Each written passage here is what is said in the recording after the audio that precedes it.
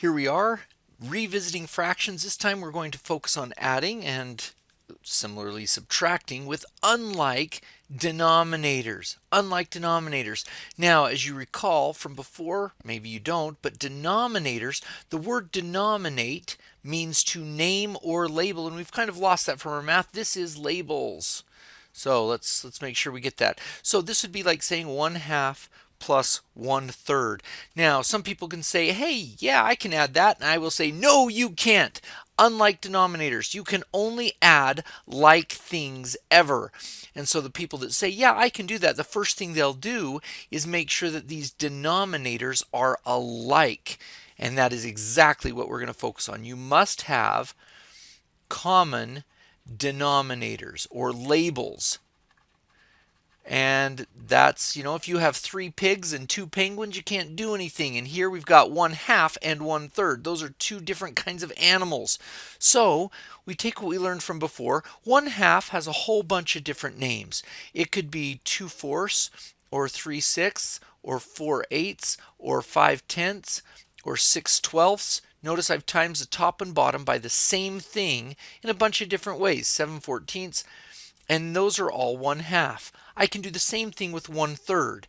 That's 2/6, 3/9, 4/12. Let me times 5 and 5, and you get 5/15, 6/18. Yeah, that looks pretty good. And notice that now that we have different names, we actually have things like 3/6 and 2/6 that are like denominators. We have 3 pigs and 2 pigs. That gives us 5 pigs. We have 3/6 and 2/6. That is 5/6. And that's what we must do in order to add them. Now notice we could have also picked here, oh, there's another guy, 6/12 and 4/12. What's 6/12 plus 4/12?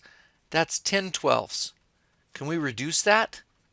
Oh my word. Look at that. They're the same thing. So really getting the common denominator is the key. It's nice if you can get the smallest one. It will keep you from doing as much simplification later, but really common denominators are the key, and so that's what we'll focus on. So let's try this one. 1/4 plus 3/8. And you say, okay, we need to get a common denominator. Let's look at all the things we could do to a 4. We could times it by 2 or 3 or 4. Oh, look.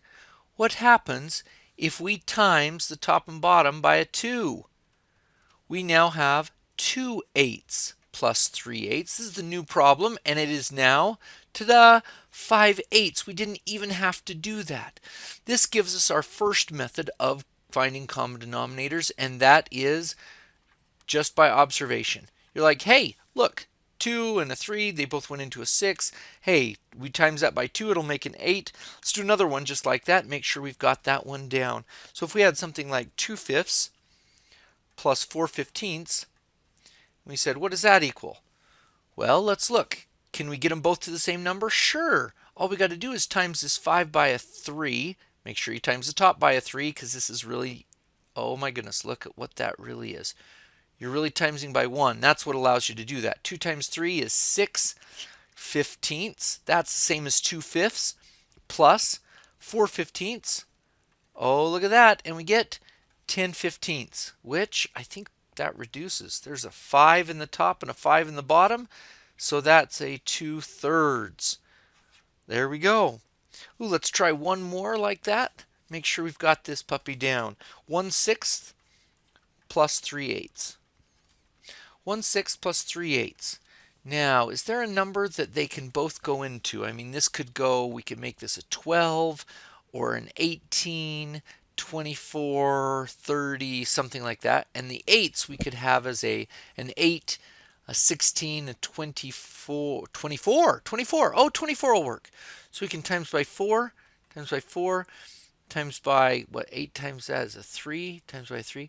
So we're really timesing this guy by 1 and making it 4/24, times this guy by a 3 and making it 9/24. And note we've times by 3 on top and bottom, so that means we've really times by 1. This is the same fraction as this guy. This is the same fraction as that guy. So 4 plus 9 is 13 out of 24. Oh, excellent, excellent. Okay, to introduce the second one, let's go like this and say, okay, that's with the first method, observing. Okay, now let's look at the next kind of problem. 2/11 plus 4/7 equals, and you may look at that and be like, oh, 11, where does that go to? And 7, what are the multiples of that? When these two numbers are kind of unrelated to each other and you look at them, you're like, wow, there's a kind of a key little secret that will help you to get a common denominator fairly quickly. That is, if you multiply them. If you multiply these two numbers, take 11 times 7 and 7 times 11, amazing! You will always get a common denominator. 2 times 7 is 14 77ths, because look, these guys are exactly the same now. Plus 4 times 11, that's 44 over 77. So we get 58 over 77. You make them the same, they add together just fine without any problem at all. Now, as soon as we do that, we realize, hey, we could have done that up here. Look at this. 2 times 3 was a 6. You're like, hey, does that always work? Sometimes. Let's look at this one. What if we would have done 6 times 8? Let's go through and look at that problem revisited. Notice the answer was 1324. So let's erase some of the things and let's see if we get something similar to that. But this time let us try timesing them together. So if we times by 8 times by 8 times by 6 times by 6, we get 8/48 plus 18/48, and that equals 26/48. Are these really the same thing? Yes, indeed. They are. This reduces. If you divide by 2, you simplify this to 13/24. They're the same answer. So this one, multiplying, is not always the smallest. Not always the smallest. But it is common. That's important to know, that you can just multiply them and you'll get an answer. You notice right down here, if we did it with this guy, holy cow, we would have been up at 75. If we would have done it with this guy, we would have been up at 32. So it doesn't always give you the smallest one, but if you've got some numbers where you're like, oh, I can't see it really quick, that might be a really good way to do it. All right, now the third way of doing stuff. And this one's my favorite personally. 3/10 plus 2/15. Now notice right now you can't quite, what do they both go into?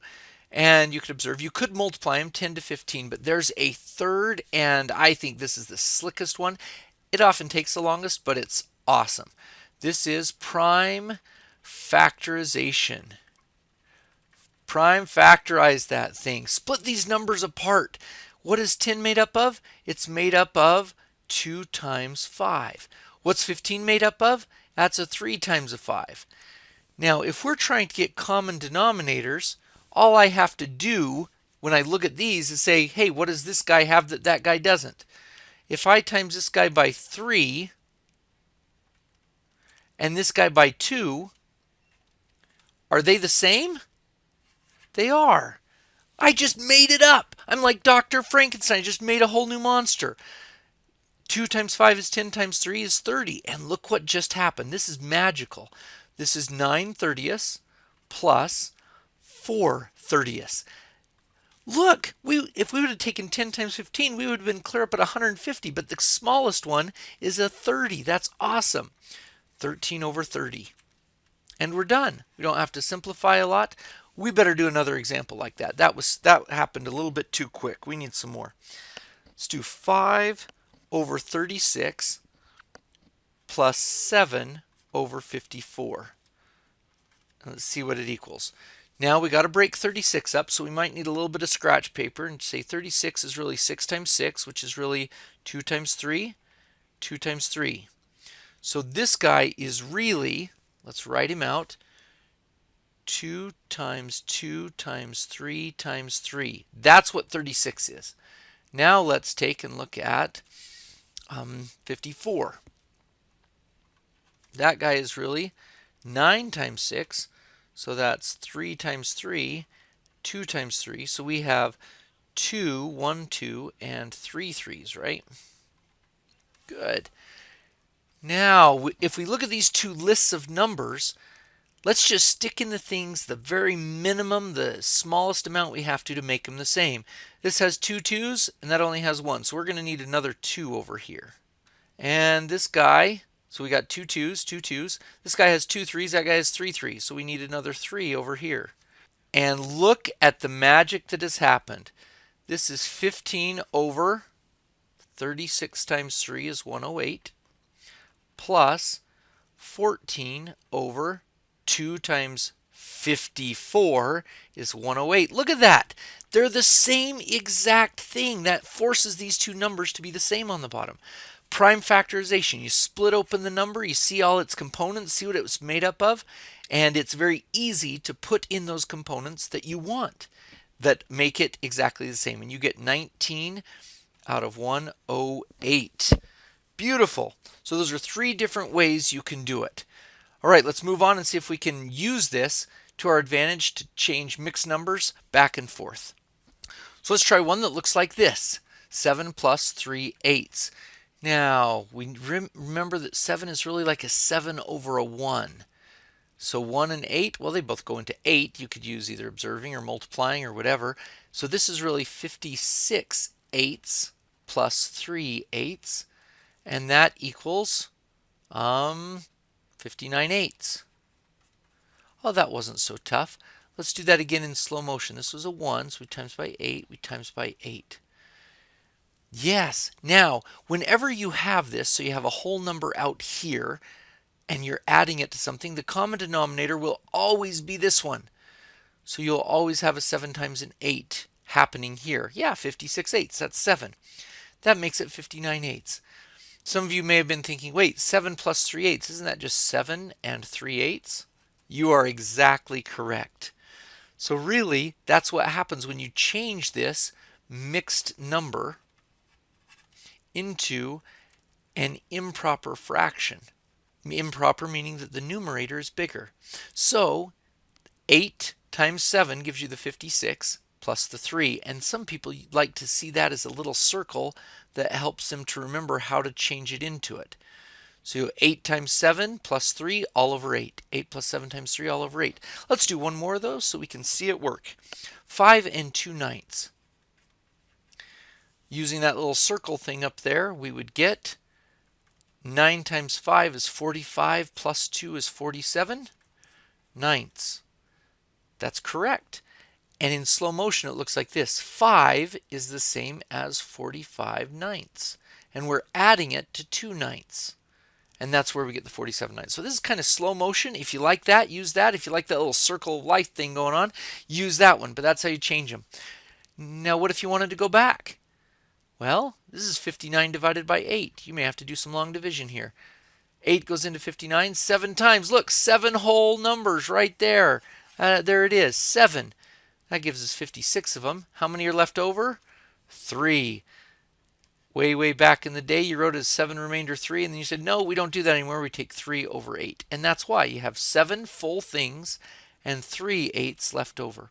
Same thing here. If you take 47 divided by 9, 9 goes into 47 5 times. There's your 5. And that gives us 45. 45 ninths gives us 5 whole things. I don't know, candy bars chopped up into ninths. You have 47 of those pieces. Pull away 9 of them 5 times. So you get 5 full candy bars, and you're left with 2 of those ninths left over. That will help you to multiply to get mixed numbers into improper, and then division to pull it back out. And you can transfer back and forth between the two of them. Good.